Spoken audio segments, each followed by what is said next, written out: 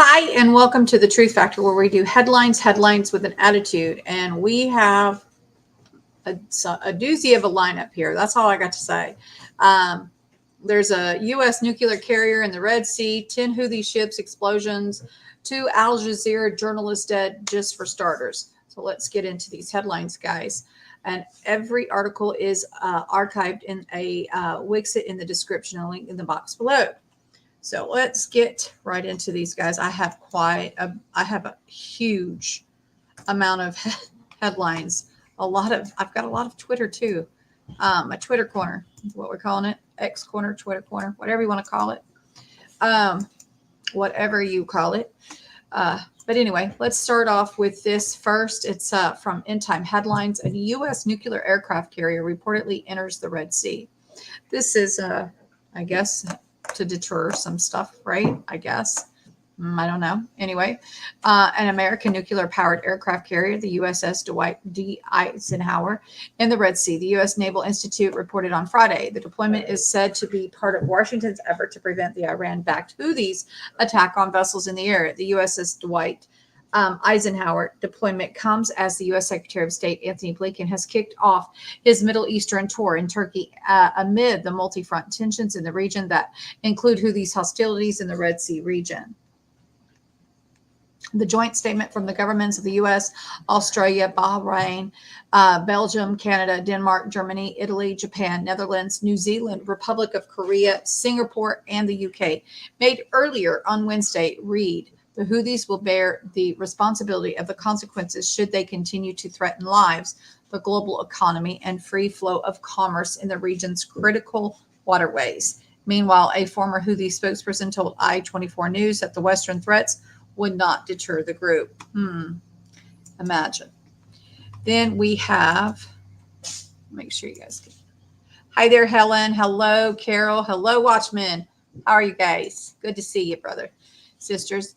Okay, so here, guys, I'm gonna let this play out so you can see it, but and I tried to find more information on this to see if there was an article, and when this happened, there was nothing that I could find. I even went to the good old Israel, then I went to the Arab News. Went to just about everyone that I normally go to. So if anybody has more on this, definitely would love to see it. An article, see what the heck. Anyway, it says at least 10 ships linked to the Iranian Revolutionary Guard severely damaged after a mysterious explosion. And you can see right there, looks like it's up in smokes, right? Kind of crazy.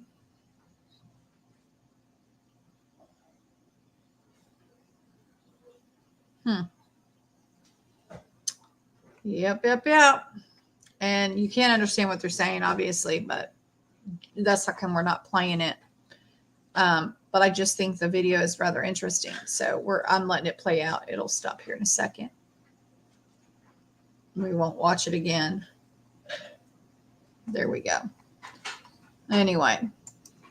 And then we have this here also from Ynet News. Chinese shipping giant Costco says is avoiding the Israeli ports to avoid Houthi attacks. Largest Asian shipper tells clients it would no longer sell to Israel through its vessels and have not been targeted by the Iran-backed group. Israeli partner Zim says was blindsided by the decision. I bet so. Anyway, this is what we have. The Chinese shipping line is the world's 4th largest transportation of containers. Said on Sunday it would no longer be sailing to the Israeli ports in order to avoid an attack from the Houthi rebels in the Red Sea. Costco is the first international company to halt all business with Israel since the attack on the cargo vessels by the Iran-backed Yemeni group began.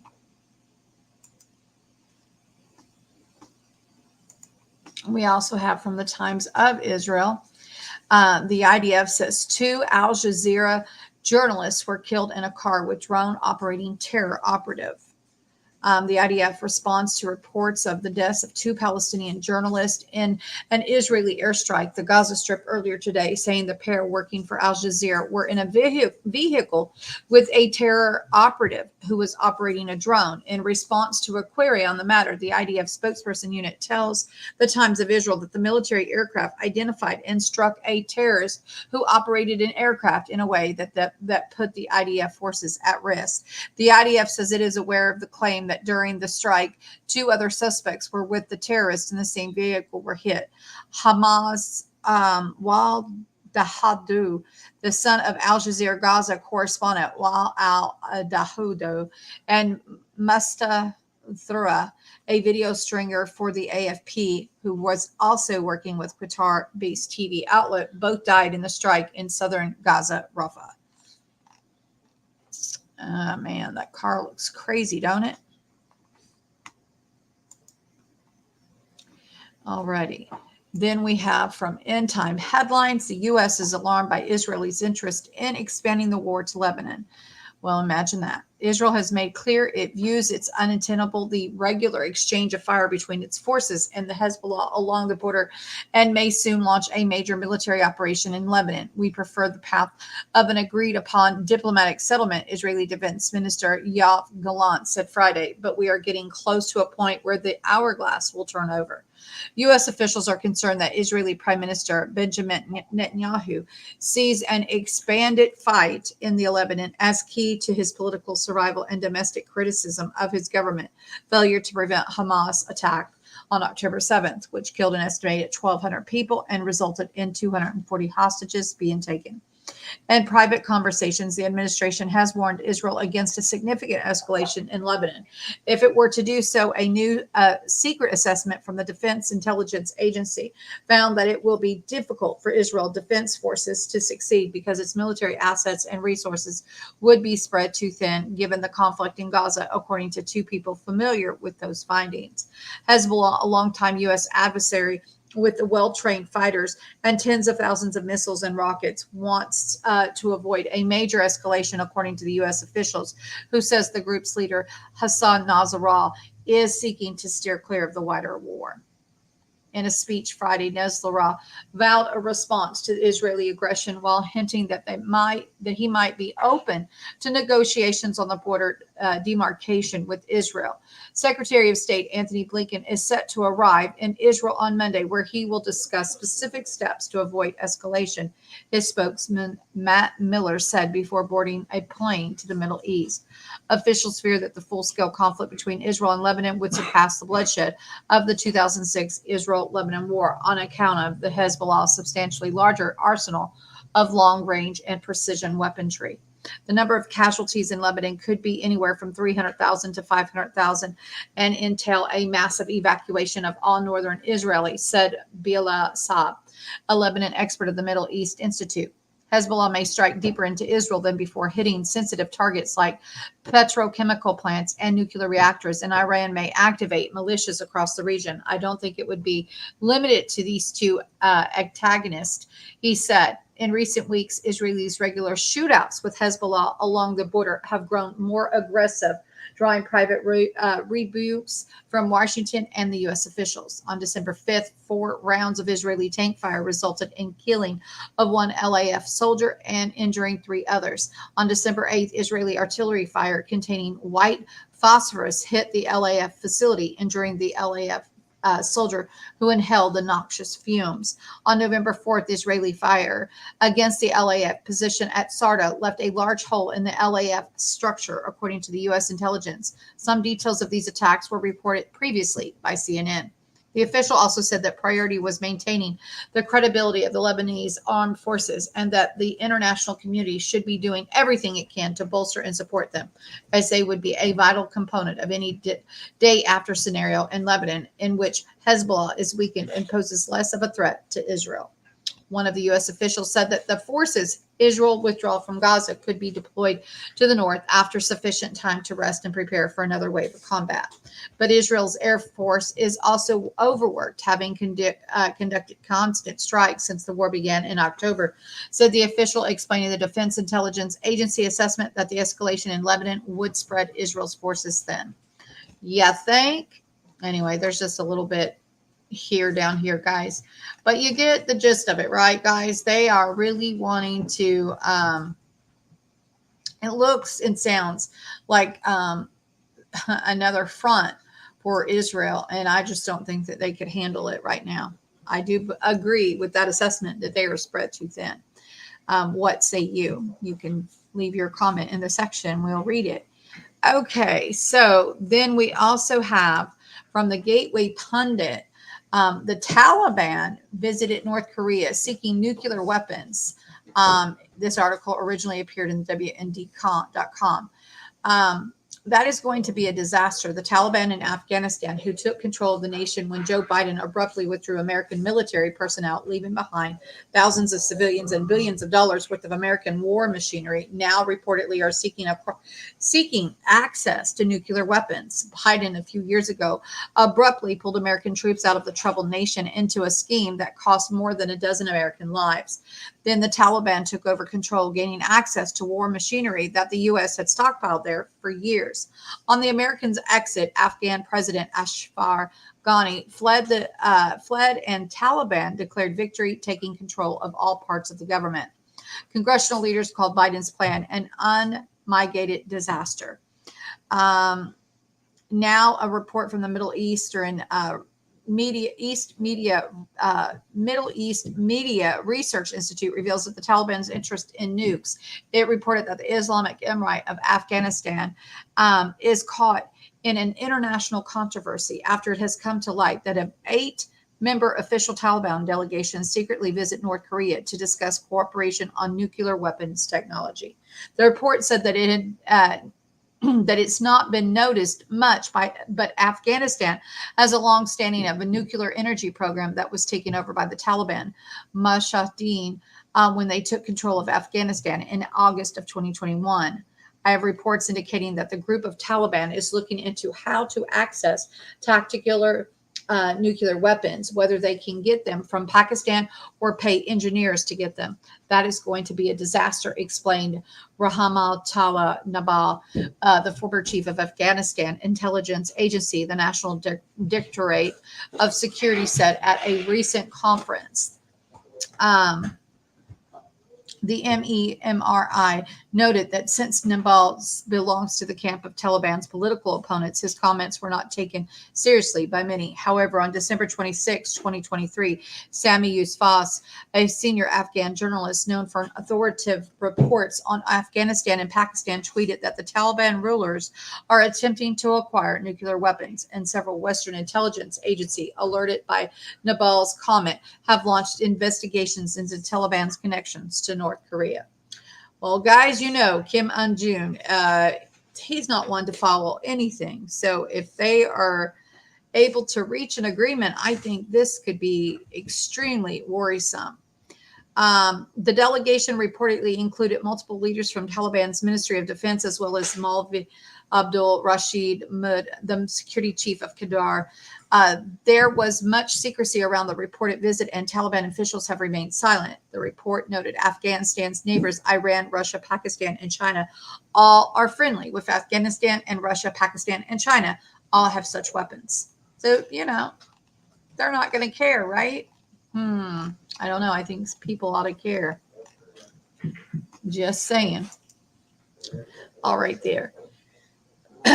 So then we also have from the Gateway Pundit, Hezbollah threatens Israel with fighting without limits, warns of tens of thousands of fatalities within the enemy entity into retaliation as the war of Gaza-based Hamas terrorists launched against Israel rages on, with the Israel Defense Forces promising to wipe out that group. So its threat does not recur. The Lebanon-based Hezbollah organization is threatening Israel with fighting without limits. The words were documented by the Middle East Media Research Institute. The threat came in an article by Ibrahim Al-Amin, a board chairman of the pro-Hezbollah Lebanese Daily Al-Akhbar. He threatened if Israel initiates a war against Lebanon, Hezbollah will use unconventional weapons. The comments followed by one day of the speech of Hezbollah Secretary General Hassan Nasrallah and warned if the enemy is thinking of starting a war against Lebanon, our fighting will be without any limits, rules, or constraints. Al-Men charged Nasrallah did not hide the extensive of a serious possibility that the situation on the Lebanese front will deteriorate into an extensive war. What has happened in practice is that the rules of conflict that prevailed October have collapsed. The enemy is trying to impose new rules and is doing so by any means of action on the ground, not through diplomacy and based on its perception, which is apparently shared by its American and European allies and even by some Arab and Lebanese, that the resistance is deterred. Otherwise, it would have entered the war with all of its force from the very first day. He continued, when Nasrallah threatened the enemy that it started a war against Lebanon and the resistance would launch a war on the broadest possible scale. He was in fact telling the enemy honestly and clearly that the Lebanese resistance rejects the new rules of the conflict. If the enemy foolishly retaliates against the response of the resistance, it will find itself involved in an extensive war. In this case, the war will not have limits of any kind, even if the Israeli war in Gaza ends or will be close to ending. For the resistance in Lebanon, whose role is also connected to what is happening in Syria, Iraq, Yemen, and all the way to Iran, will have the last word. He endorsed Nasrallah's warning that there is need to prepare for war without constraints and without limits. He said the equation will not be building for a building, but rather tens of thousands of fatalities within the enemy entity in retaliation for thousands of fatalities in Lebanon. You have been warned. Rather crazy warning. Absolutely insane. All right. Now, guys, before we get into this next article, we're going to check in over here, see how everybody is. All righty, guys. Let's see what we got going on here.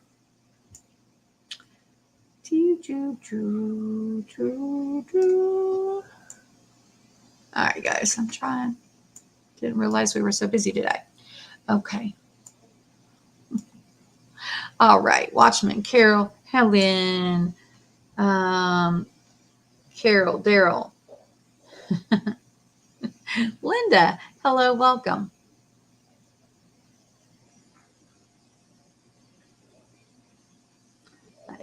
Absolutely, Linda. Absolutely. Let's share that there. Let's see. I'm not sure, Carol, but it is rather interesting, isn't it? Yeah, Hal Turner, give me money. Ain't it crazy?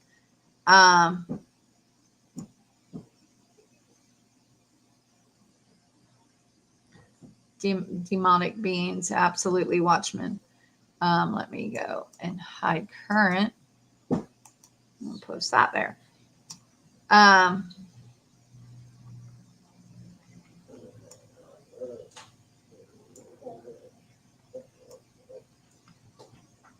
It does indeed, Linda. It does. We are so waiting. Absolutely. I hear you.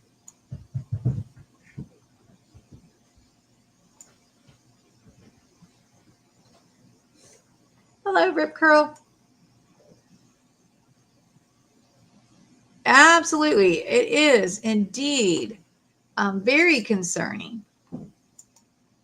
It is. Absolutely, brother.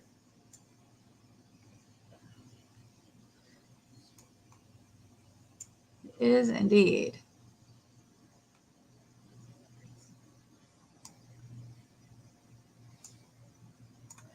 You know, Watchman, I come to ask myself the same thing all the time, I think. I so agree. It does indeed. It does indeed, Watchman. Absolutely, guys. It does. That's it. You got it, Daryl. That is it. It is crazy. All right, guys. So let's get into this next article. Yeah. it's a doozy of a one, I'll tell you. But I kind of like the way this is going, in my honest opinion, because now we're not going to just be deploying National Guard in your states anyway. I guess it's up to the states to make these bills, right? New Hampshire House of Representatives passed a Defend the Guard Act to prohibit National Guard deployment in overseas combat unless Congress officially declares war. Now, I don't know about you guys, but I think that that would be a good thing. I don't think that unless there is a declaration of war declared, I don't think that we should be sending people off to combat. The New Hampshire state passed the Defend the Guard Act in a 187 to 182 vote on Thursday. Very slim, but they passed it, which, if passed in the Senate and signed by the governor, would prohibit the deployment of New Hampshire National Guard into overseas combat unless Congress first votes to declare war. Now, guys, this is the kicker. If it passes the Senate and then the governor has to sign off on it, are they all going to be on board? I don't know, because, that kind of takes away from, the president. They might, if they think that this is the best way to keep, control, I guess you could say, from certain people. I don't know. But anyway, this is much needed legislation as Biden regime plunges the U.S. into foreign wars left and right, all while leaving American national security vulnerable and our borders wide open. So I think this is an absolutely positively positive thing. I hope you agree. But if you disagree, why? Then it says Defend the Guard has been introduced in other states, including Arizona. Arizona State Senator Wendy Rogers, SB 1367, Defend the Guard, would have prohibited the National Guard of Arizona from being released into active duty combat unless the U.S. Congress has passed an official declaration of war or has taken another official constitutional action as outlined. After the Senate Republicans passed this bill with zero Democrat support, Thomas stonewalled it in the House, according to a Capitol insider and Bring Our Troops Home founder Dan McKnight. As Americans were Thomas' office confirmed to the same insider that it was a dead on arrival even after his historic passage in the Arizona Senate. So obviously, not everybody agrees with this. I think it was a good thing. I think that people need to get on the phone in Arizona and make some noise. Senator Rogers gave the following statement highlighting her intention to reintroduce the Defend the Guard Act. Last year, the Arizona Senate was the first legislative body in the United States to take the historic step of defending our National Guard from Biden's unconstitutional wars of choice. As a fifth-generation career military office, it was my honor to carry this bill to the spearhead its passage. I will be reintroducing the Defend the Guard Act this coming session and will continue to work on behalf of our men and women in uniform until we've returned proper authority to the people's representatives. I believe that if it's a war the majority of Congress won't vote for, then it's a war Arizona shouldn't fight. And I agree.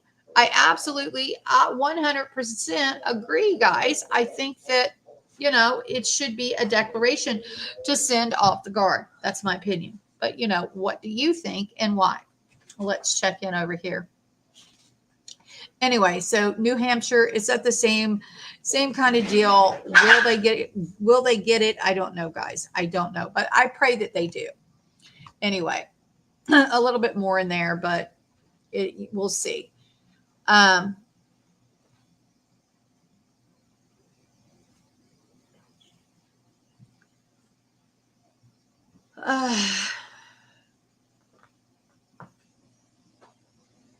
They are indeed, Watchmen. They are. They are indeed. Okay, so nobody's commenting on that, so that's okay. We'll move on. I guess everybody agrees with me, which that's a first, right? We don't always agree, right? But that is okay. So where are we at, guys? New Hampshire. There we go. Let me get to it. Okay, so now we're to the end time headlines, and it says fear of a triple demic is rising in America. A case of 3 major respiratory viruses, the flu, 19, and RSV, are surging in the U.S., pushing the country toward a feared triple-demic during the first post-pandemic respiratory viral season. Optimism was high in the autumn as the U.S. headed into the viral season. The national arsenal against these viruses had the sleevers against the RSV for the first time, newly updated 19 sleevers, and the flu immunity debt that plagued the children in 2022 was history. But now confidence is waning. Accessing the sleevers for RSV or respiratory syncytial viruses has been a struggle for many, and enthusiasm for the new 19 turned out to be abysmal. 19 hospital admissions have been rising since November, and wastewater detection indicates most sites, 69%, are seeing a large increase in virus levels. Flu activity across the country is currently elevated and countries to increase in most parts of the country, according to the latest update from the Center of Disease Control and Prevention. A sleever uptake for the flu seems to be lagging, with the CDC saying nearly 8 million fewer people got the sleever by mid-December compared to the same period in 2022.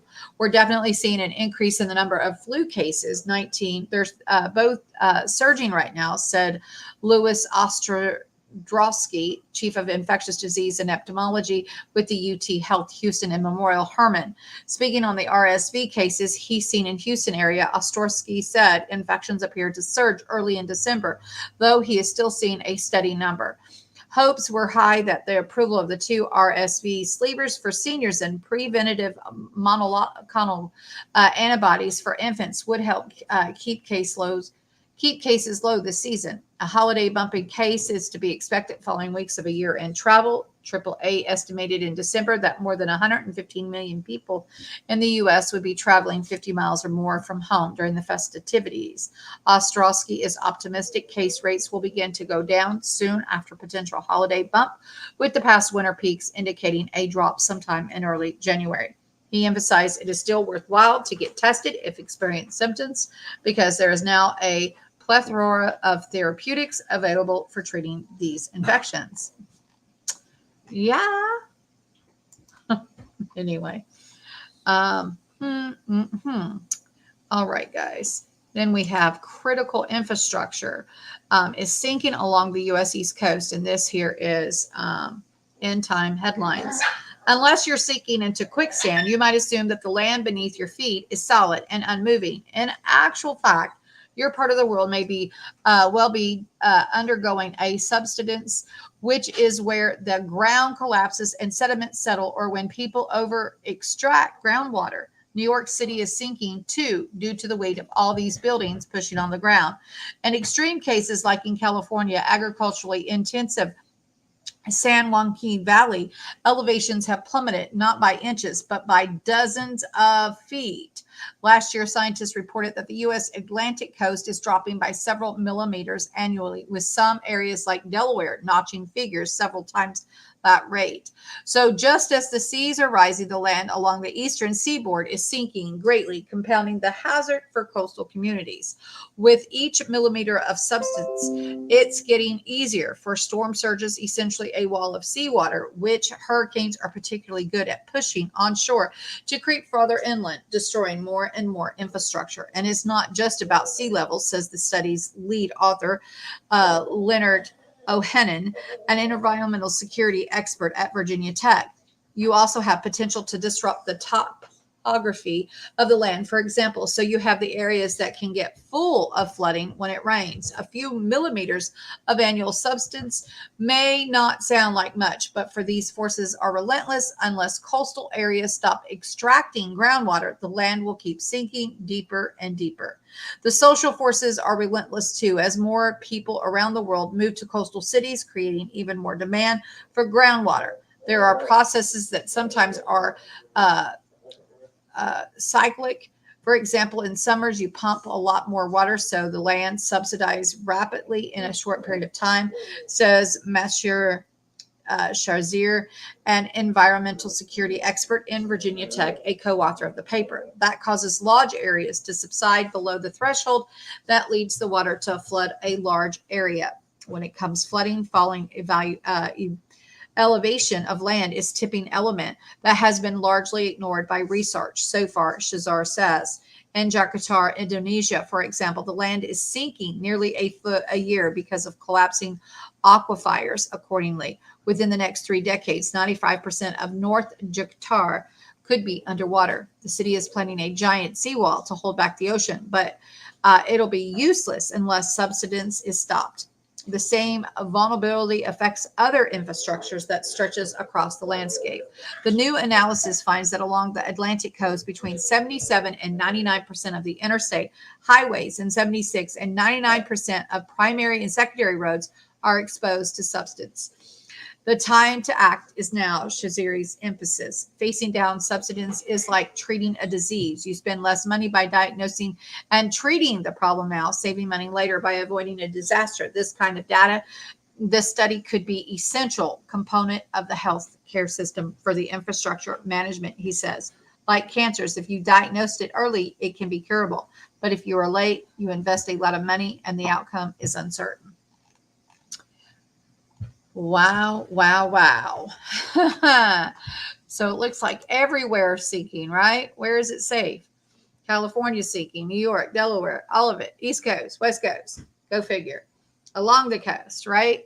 They want you off the coastal, guys. They want it. It's about location, location, location. Anyway. Then we have a Connecticut woman ends her life by legal euthanasia in Vermont. Now, guys, we hear about this in other countries, but hearing about it taking place here in the United States, and a Connecticut woman who fought for Vermont to extend their euthanasia law to allow people from other states to travel there to die has ended her life as part of a settlement allowing her access to their assisted suicide program. Linda Bluestein, 76, by euthanasia in Vermont on Thursday. Bluestein was battling a fallopian tube cancer. The euthanasia advocacy group Compassion and Choices filed a lawsuit against the state of Vermont on Bluestein's behalf in August of 2022. The lawsuit argued that the state not offering assisted suicide services to non-residents violated the U.S. Constitution. I don't know how that figured, but okay. The New York Daily News reports that the state agreed in March to let Bluestein die there legally, then in May extended that right to all terminally ill people wishing to end their lives when they choose. And Oregon is the only other state to allow medically assisted suicide for non-residents. Bluestein told the Associated Press last year that she wanted to die on her own terms. I wanted to have an agency over when cancer had taken so much for me that I could no longer bear it. She said, that's my choice. Guys,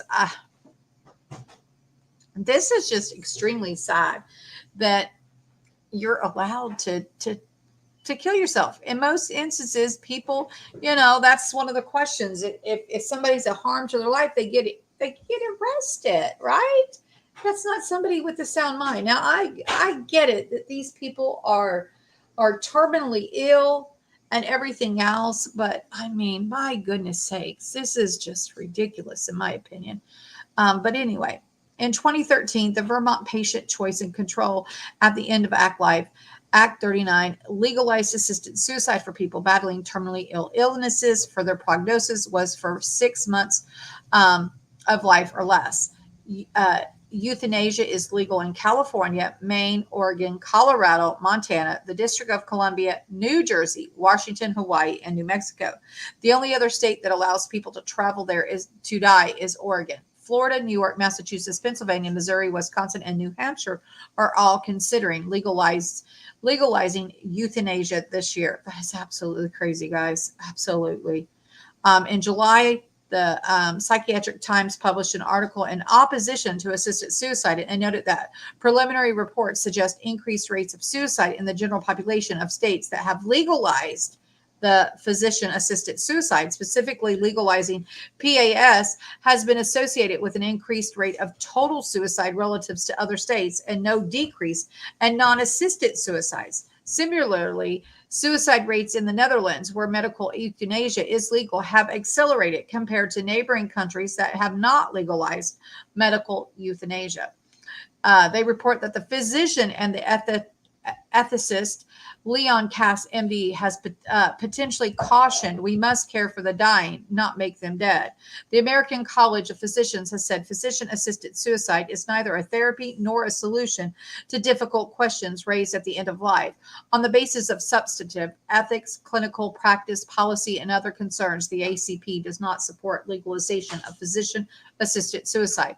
However, through high-quality care, effective communication, compassionate support, and the rights resources, physicians can help patients control many aspects of how they live out life's last chapter.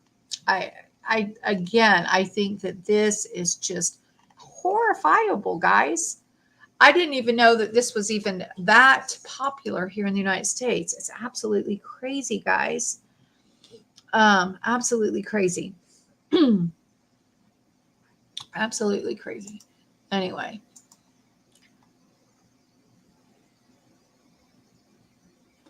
Then we have this here, guy. The Daily Mail.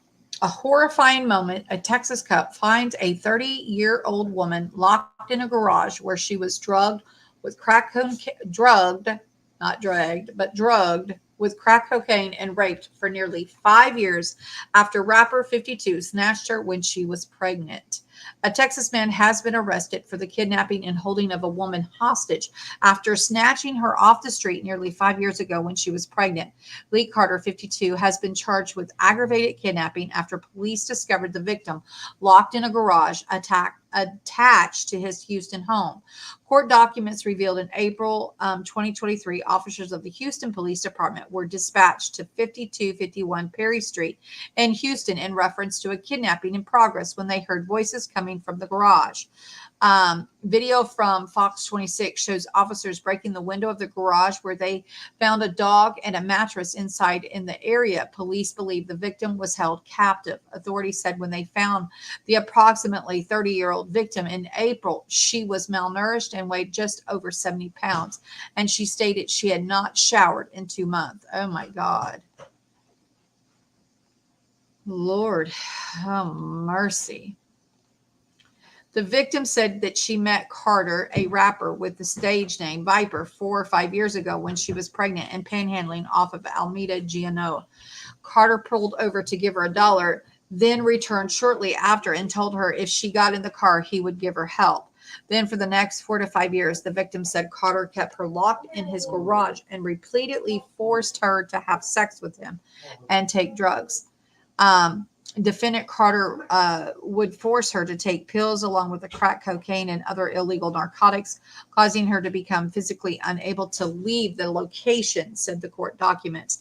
The victim was able to use Carter's laptop and contact the police via the Text Now application. God bless. That is crazy. She said she had previously tried to escape by breaking one of the windows and crawling out. She was taken to the hospital, but Carter picked her up from there and took her back to the garage where he boarded up the windows. It is unknown what happened to the victim's pregnancy while she was held captive. Fox News reported a warrant was filed against Carter in April, but his arrest did not happen until Friday. Wow, that is crazy. Police were called to do a welfare check at the residence when they found the dog inside. Carter was then arrested at a motel and is being held in Harris County Jail on a $100,000 bond. Absolutely crazy, guys. That is horrifiable. That is absolutely horrifiable, guys. Just unacceptable there. Crazy stuff. All right. Then this here is just sad, guys. Absolutely sad. This here also from Daily Mail. This is 3 Bay Area babies killed by fentanyl poisoning since May and their tragic stories behind their deaths, including an infant whose 2 older siblings had already been removed from the family by child services. Fentanyl is a deadly drug which is destroying lives across America, and it has also killed innocent babies. More than 1 million people have died from the drug overdose since 1999, and the crisis continues to get worse with record 109,680 deaths in 2022 compared to 52,902 in 2016. A shocking 72,815 people were killed by fentanyl last year, meaning the drug is killing around 2,000 Americans every week. The cheap drug that is 50 times more potent than heroin has ravaged many states, including California, where overdose deaths increased 1,652% from 109 in 2016 to 1,910 in 2022. Fentanyl poisoning has killed 3 babies in the Bay Area since May, leaving the families of 3-month-old Phoenix Castro, Winter Rayo, 1, and Christopher Fiora, 1, heartbroken. My gosh, look at those cute little babies. I'm sorry, but guys, if you want to do drugs, you can call me and I will take your babies. Just sign them over. Baby Phoenix died from fentanyl and meth overdose in the care of her drug-addicted father, David Castro. She fell asleep on the couch with her fentanyl spread onto her pink flowered onesie, which poisoned her to death in San Jose on May 13th, according to prosecutors. Authorities found the drugs alongside her bottle, broken glass pipes, aluminum foil, and Narcan, which is used to revive people from drug overdoses. Phoenix's mother, Emily D. Lel Serta, was not at home at the time of the incident, and she died of a fentanyl overdose in September. There were repeated warnings about the children's welfare from neighbors before baby Phoenix died, but Santa Clara County had charged its threshold of removal children, citing a commitment to racial justice. Castro is currently being held in jail as he faces a felony child endangerment charge, and was denied bail in November. It was revealed that he and De La Cerda's 2 other children have already been taken away by County Department of Family and Children's Services 2 years earlier. A social worker who is assigned to the older children caused an issue warning.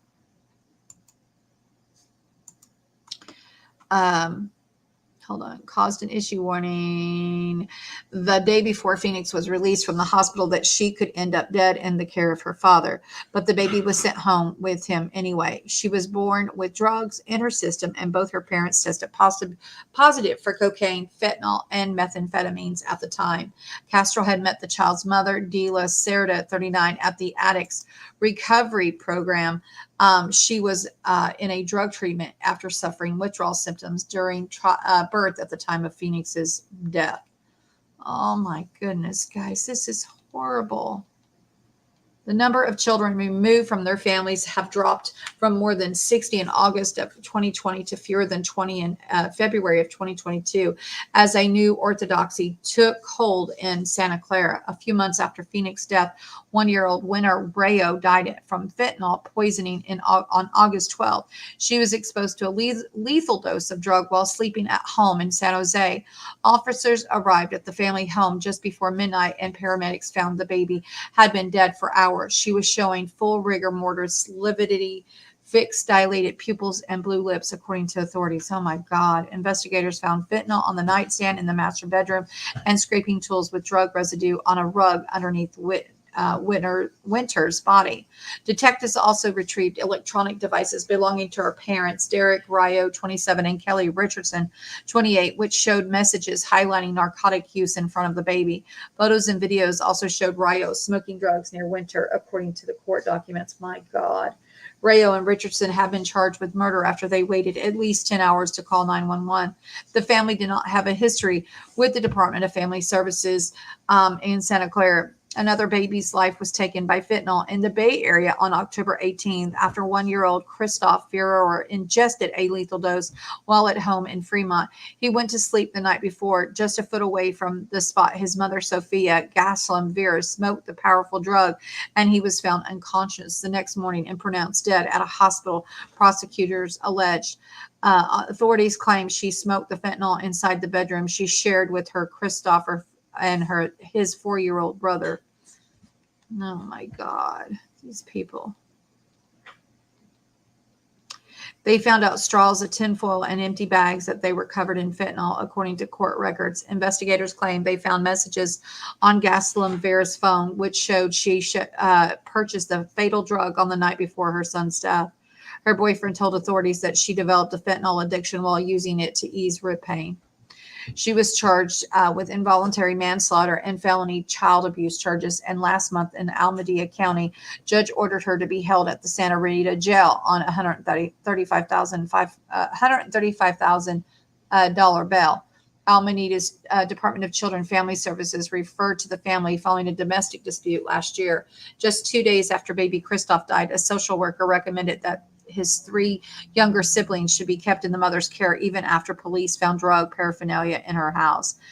His death was not even noted in the social worker's initial assessment, according to the Mercury News. It wasn't until November 7th, when Christopher's mother was arrested on suspicion of murder, that the social workers filed a new assessment and recommended that children be placed in the country's care. The seed of America's fentanyl crisis were sown in the mid-1990s, when pharmaceutical companies falsely claimed revolutionary pills would put an end to the chronic pain without addiction.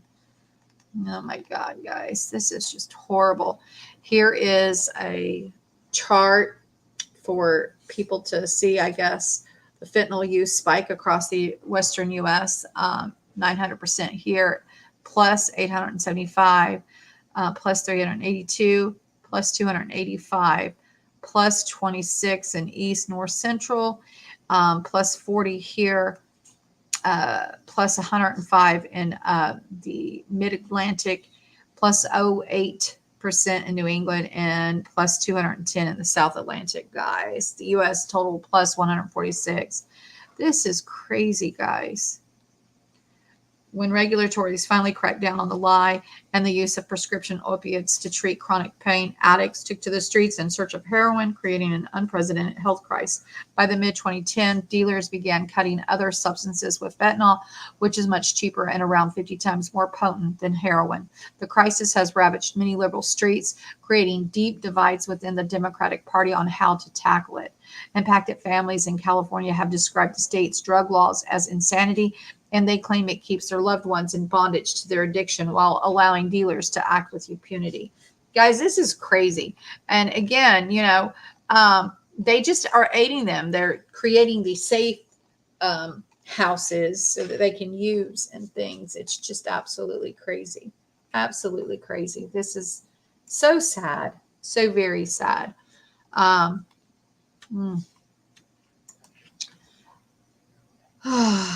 Chris Farley.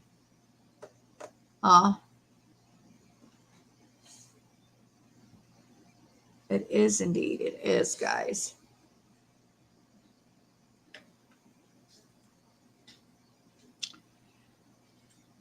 I do agree with you there, because it seems to be a huge problem. I mean, and the sad thing is people know that this stuff is, that there's this chance, right? But they don't care. They just don't care. Okay. So guys, if there was ever a day that you need to go to my For-Your Eye section, today is the day.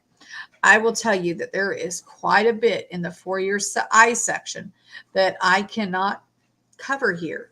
But I will tell you, the For-Your Eye section is really good. Go check it out. Anyway, let's get into the Twitter corner. Okay, so Insider Paper, it says Biden will pull out of the running for the 2024 election on health grounds, a top JP Morgan strategist has predicted. Report. So, JP Morgan's top strategist has predicted that Biden's going to be pulling out because of health concerns. Interesting, isn't it? Then we have also in the Twitter corner, this is insane. This was reported from Elon Musk. Illegal immigrant encounters. At a current rate, we can expect over 12 million encounters in the first term of Biden's presidency. That's nearly as much as the preceding 3 terms together. Look, 9 million here, it went down a little bit, but my goodness sakes, that's unheard of. Unheard of. All right. Then we have this here, guys, is kind of crazy. I want to show you this one video. I think it's in here. It might not be in here. It might be down in the other section because it was kind of crazy. But this is kind of a thread, okay? And I love threads because there's lots of stuff. But this here little video, I'm going to play it, okay? Because I think it's interesting.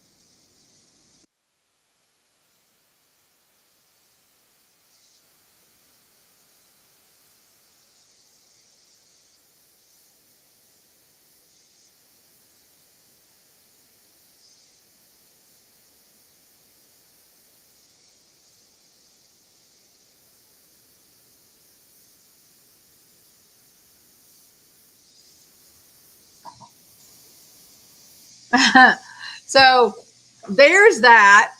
Now, do we know who this guy is? Do we know for sure that his dad is actually a police officer? No.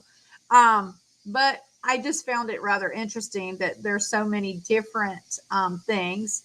Here's the footage scene of the report with the children with sticks.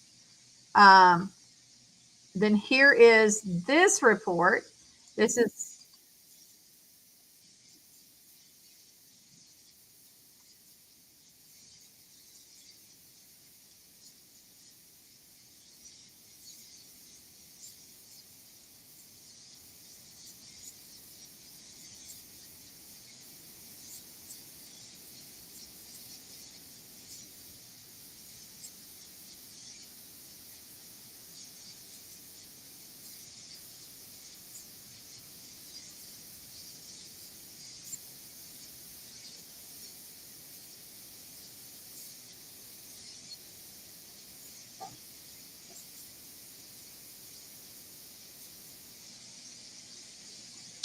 so. Did you like how he said at the moment? There's no aliens. Anyway, I thought this was just kind of crazy. I mean, you know, you got to take everything with a grain of salt. Obviously, there's going to be a lot of disinformation, a lot of crazy talk, but you got to take it all in and just now look at that crap. Is that crazy or what? I don't know that I believe that, but hey. And then here is this lovely little video. It's a 2-minute video.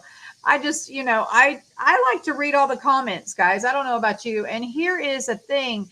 It said it was a terrorist call out, according to this. This is supposed to be the broadcast dispatch from the Miami-Dade on that call. I listened to it. I couldn't make it out. So anyway, so guys, you can check this out. That's the update that I have. Okay, so then we have House and Senate leaders reach a deal to avoid the government shut down insider paper. I think everybody's relieved, as if it was a real threat, right? Then we also have from insider paper, Italy's foreign minister calls for a formation of the EU army. Rather peculiar. And to that, I have down here a article. Let me show you where the article is, I think. Hold on. Here it is. And for your eyes section, it's up under this Alex information right here. And then we have, okay, so the FBI has executed 3 federal arrest warrants early this morning at a ranch in Groveland, Florida, in Lake County. The subjects taken into custody are J6 fugitives, Jonathan Daniel Pollock, Olivia Michelle Pollock, and Joseph Daniel Hutchison III. The defendants are scheduled to appear in federal court in Ocala, Florida, on Monday, January 8th. No further details concerning their capture are available at this time. FBI Tampa Field Office. Interesting. All right. And then we have now. Okay, so I don't know if any of you guys know who Lionel is. Now, this here, we played this video yesterday, so I'm not going to play the video again. But this is the attorney, Matthew Graves, is making clear that the DOJ is now going to target Americans who were around the Capitol on J6, but did not enter the building. Okay, now Lionel is an attorney, so let's clear this up right quick so you know who he is. He's an attorney. He's also a commentator, sport, news, whatever, and he has put this out. So pay attention, right? Anyway, it says, as I have explained repeatedly to my audience, I will now repeat for you. If you have not heard it before, January 6th was not a setup. It was a LIHOP. Let it happen on purpose. Okay. Let it happen on purpose. I know many believe that the countless hours of video testimony of security guards welcoming people into the Capitol somehow speaks to a conspiracy of license. Let me say this again. The crimes that were charged have nothing to do with actually entering the United States Capitol. Please read the seditious conspiracy statute and read it again. It is all there. You simply have no idea how this system works. This was not a setup. This was a very, very carefully planned overreaction and dutiful misprison. Anyway, I have not read the seditious conspiracy statute, but I do plan on reading it. And we might, I'll probably try and have that maybe in another stream or something, maybe later on or something. But I just wanted to share that. Let's see. Then we also have this from Disclosed TV. Just in, German train drivers union GDL calls for a 3-day rail strike next week while farmers also are protesting. Here we go. GDL announces a new rail strike from Wednesday. Massive effects expected. Deutsche Bahn is on strike again for almost 3 days. Cologne, it was feared for a long time. Now it's clear. Deutsche Bahn will go on strike again next week. The train drivers union GDL is calling for the next rail strike, and this time it has it all. While the last 2 strikes in November and December 2023 lasted only 1 day each, this time the GDL is announcing a strike lasting almost 3 days, from Wednesday night to Friday evening. Anyway, I believe that is all that I have for you guys today. And then we get into the For Your Eyes section. I really encourage you guys. I mean, down here, there's just some kind of, informative articles. But this here, guys, there's a lot of stuff there that I just cannot. I wish I could. But definitely what I would say, informative. Some of it speculative, but and then there was an incident. I do want to mention this. This here video here, I'm not going to play it, but this explains this. And I'll tell you, really, really scary thing to think that you could get boarded in your home, boarded up in your home. I'll tell you, check it out, guys. Some crazy stuff happening in Illinois. Anyway, that is what I got for you guys today.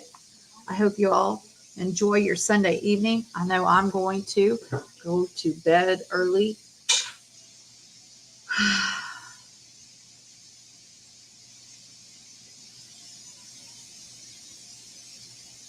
That is kind of surprising, isn't it? You would think that people would be screaming at their doctors to get them off this stuff.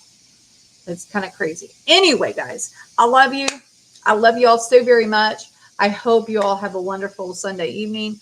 We'll see you tomorrow unless something crazy happens. I hear you.